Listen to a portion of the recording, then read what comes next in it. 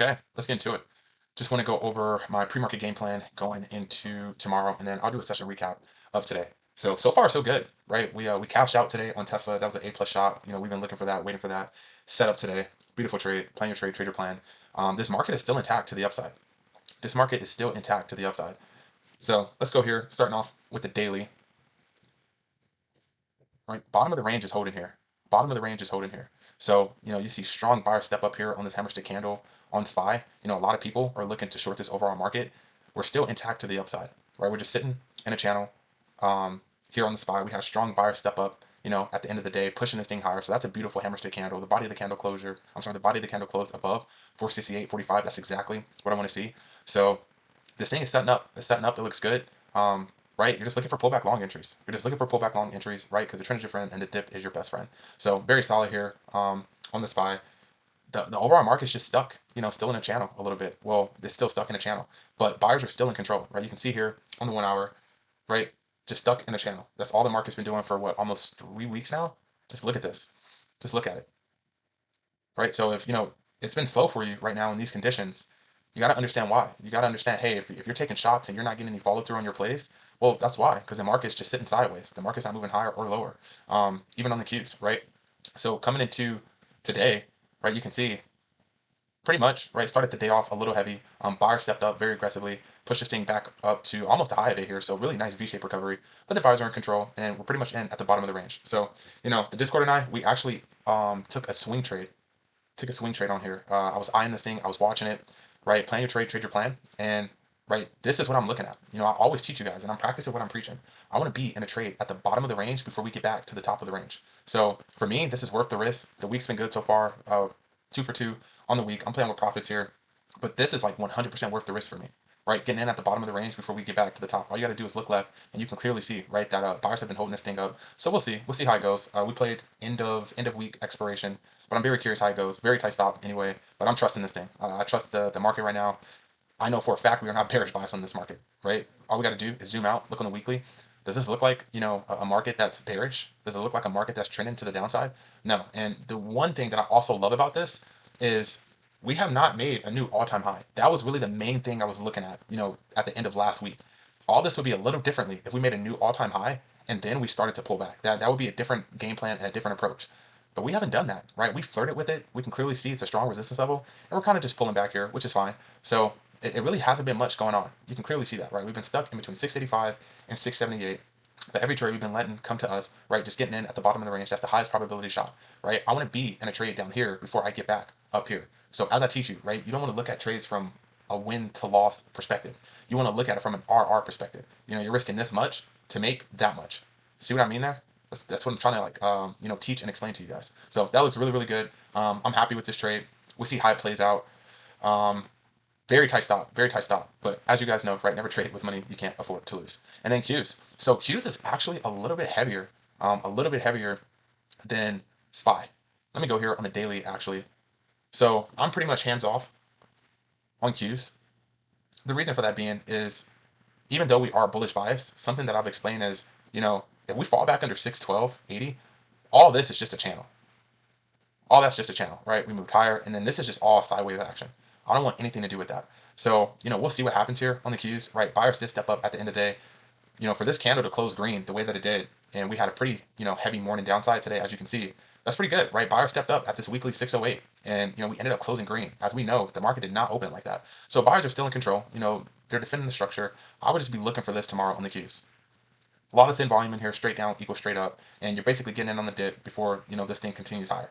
But as you know, we're not bearish bias on this name, on the Qs. We're moving higher, right? These are just healthy pullbacks. I was trying to explain to folks, look at this. Whenever the market's just running to the upside every single day, no one bats an eye. No one bats an eye. But when we have, days like this, it's the end of the world. We just went on a crazy rip, right? Remember this pullback? Ever since then, we've just been on a crazy rip to the upside. So this is healthy. This is normal. We had a consolidation period going on for a couple of days, obviously. Like I said, Qs is a little bit heavier than the SPY, but we're not bearish bias on this name. Not even a little bit. We're bearish bias once we get, under here. So that being said, you're just looking for pullback longs here. Break and retest over 612.80, and then of course 617.75 because you're getting in at the bottom of this range before you get back to the top. Anything under 612.80 for me personally, I'm hands off just because why? This is all a channel. I don't want anything to do with that. But of course, if you are looking to trade this, you're just looking for pullback longs here on Qs. Beautiful, beautiful. Plan your trade your plan. We let this come to us. This was amazing, right? We've been saying forever. Anything between 466 and 410 is a channel. It's a channel. We're going to wait for our trade to come to us. It is crazy. I don't know if you guys remember this. My analysis was, man, okay, it's been almost a year on the dot.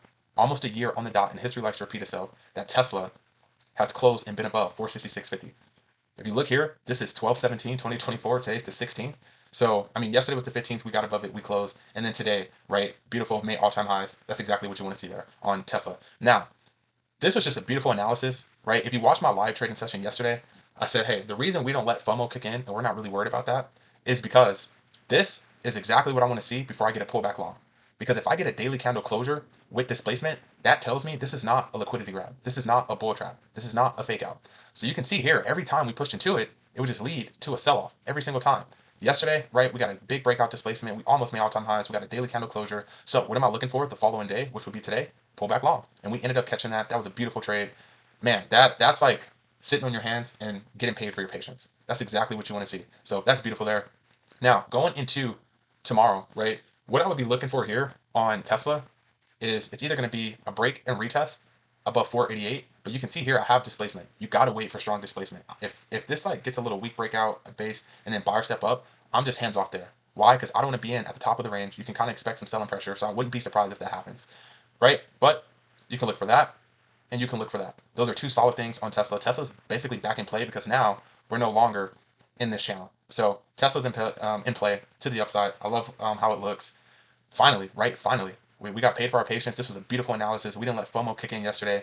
And I mean, we basically caught the bottom. We did catch the bottom. This was like on the dot. We entered right here. Very aggressive. But hey, I don't trade the first 2 minute candles. Buyer step up. I see wicks.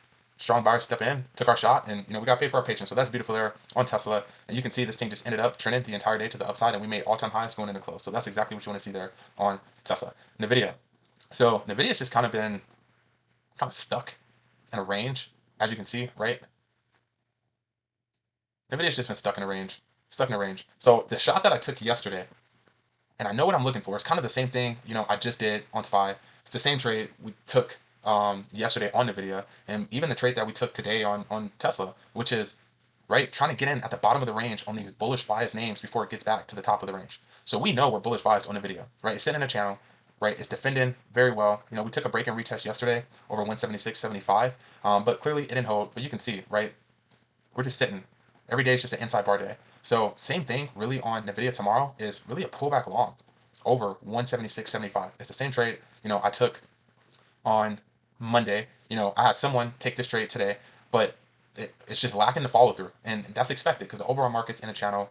Qs is pulling back. Qs is now, at the bottom of its channel. So, right, it's expecting we're not getting follow through on these plays, but same thing I'm looking for here on NVIDIA that I was looking for on Monday, right? Just a break and retest over 176.75, and hopefully just to get some continuation before we get back to the top of the range. So I'll go here on the 1 hour. I've already explained this yesterday. When you look at it from this perspective, right, yeah, we're sitting in a channel. We are bullish biased. But the thing about NVIDIA is it doesn't have a problem getting from the bottom of the range to the top of the range.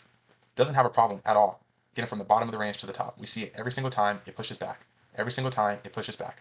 Every single time it pushes back. So this was the same thesis that I had really on yesterday, right? Trying to get in at the bottom of the range before we get back to the top. Those are your A+ shots. Those are your big RR trades. So same thing going into tomorrow, right? If I can get a hold over 176.75, I'm definitely taking that shot. It looks good, right? Clearly bullish.